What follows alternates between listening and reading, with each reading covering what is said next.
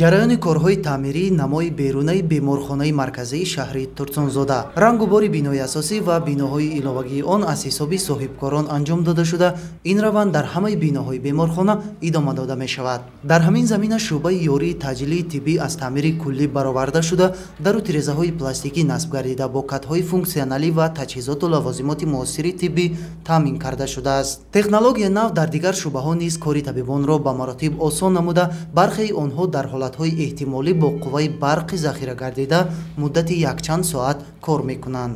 дар тамоми шуъбаи беморхона аз тамоми ҷумҳурӣ беморон омада муроҷиат намуда бистарӣ шуда тавбат гирифта истодаанд. дар худи ҳамин рӯз магар дар беморхона 10 нафар беморон аз дигар шаҳр ноҳияи ҷумҳурӣ, аз он ҷумла 1 нафар аз ҷумҳурии Ӯзбекистон бистарӣ шуда тавбат гирифта истодааст. аз ҷониби вазорати тандурустӣ ва ҳифзи иҷтимоии ҷумҳурии Тоҷикистон қариб ба маблағи 2 миллион сомонӣ таҷҳизот, маводҳои тиббӣ ворид гардид. аз он ҷумла ба беморхона як адад дастгоҳи рентген рақамии сайёр ворид шуд. дар ин муддат 85 адад катҳои функсионалӣ ворид гарданд, ки аз он мо дар деҳаи маданият ҷамоати деҳоти ҷорираҳмон як филиали шуъбаи таваллудхона кушодем бо 10 кат фаъолият карда истодааст ва он таҷҳизоту асбобҳое ки маводҳое ки барои ин шуъба лозим буданд ҳамаи аз ҷониби беморхонаи марказии шаҳри Турсунзода таъмин карда шуд. давоми 6 моҳи соли 2024 ба беморхонаи марказии шаҳри Турсунзода дастгоҳҳои рентгении сайёр, сабти барқии дил, оксигенератор ва дигар таҷҳизоти муосири тиббӣ ворид гардидааст, ки кори табибонро осон намуда ба сокинон хизматрасонӣ мекунанд.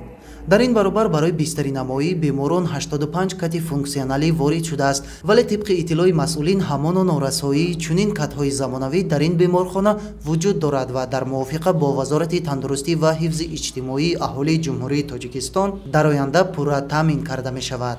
ду ҳуҷраи бекорхӯбида ки буд, дар он ҷо шуъбаи нав шараён варид барои ташхису тавбати беморони дил ва рагҳои хунгард таъмир шуда ташкил карда шуд, ки дар ин рӯз бо муваффақият фаъолият дорад ва беморон пеш агар барои гузарондани ташхису тавбат ба шаҳри Душанбе меграфтанд, барои доплеру, барои эхои дил ва барои гузоштани син, имрӯз бошад дар худи ҳамин беморхона дар ҳамин шуъбаи нав ташкил шуда ҳамаи ҳамин ташхисҳо гузаронда шуда тавбат низ дар шуъбаи бемории дили беморхона гузаронда мешавад.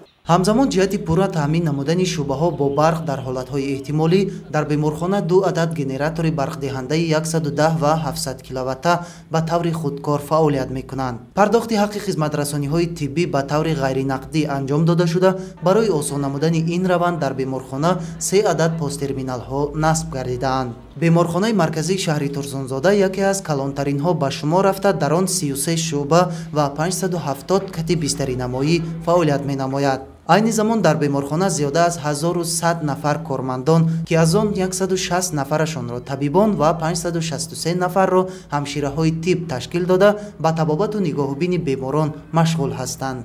кӯшиш мекунем ки ба ҳамаи ин ғамхориҳое ки аз тарафи ҳукумати ҷумҳурии Тоҷикистон шуда истодааст, мо хизматрасонро ба беморон боз ҳам беҳтар кунем ва сифати хизматрасони беэҳтиром беҳтар шуда беморон бо таби хуш ва солимӣ бардавом аз беморхона бронда раванд.